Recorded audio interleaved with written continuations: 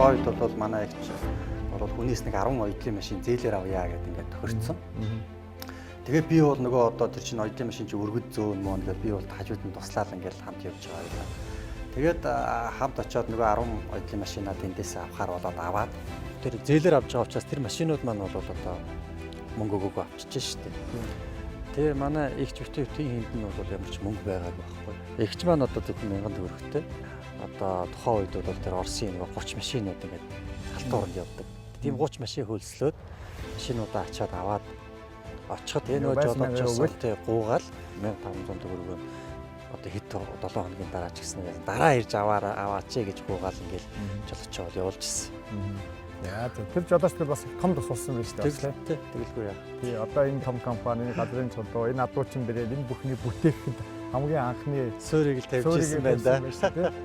Адуучсан гэж аавд нэрсэн мэдж яхаар хүүхдийн хүртэх хийгээ заруул амар ашигтай юм шүү. Яг одоо тий яг наад судалгаагийн чинь бол манайд судалгааны бүр компани мэргэжлийн компани хийж бидрүүлчихсэн. Өдөөгийн малчин иргэдийн оёгол бүтээгдэхүүнийг худалдаж авдаг сарын төсөв бол дунджаар 120 мянга байна. Энэ 120 мянган төгрөгөөс хамгийн түрүүнд юу авдаг вэ гэхээр бүгдээ авцсан. Дараа нь эхнэр бол эхнэр хувцс юм уу, хөнжил гудс юм уу, одоо бүтээлэг юм уу тийм аав. Тэгээ хамгийн сүүлд мөнгө үлдүүл нөхөр дулаан сауна. Мөнгө үлдэхгүй бол авахгүй гэж байгаа байхгүй.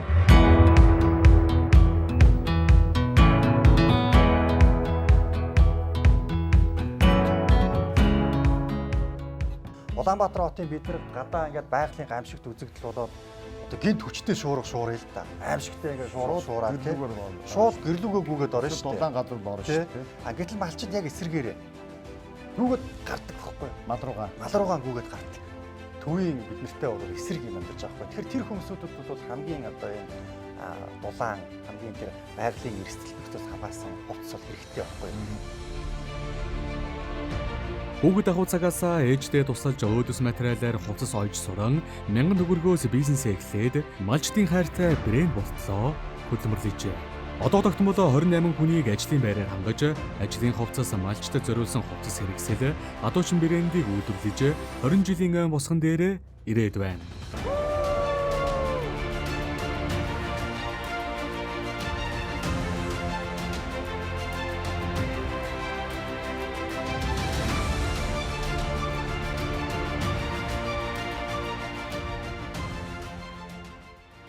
Хөдөлмөрлөж байгаа хүн бүхэн баялаг хүлээгч юм. Баялаг хүлээж эх орондоо сайхан амьдрацгаая.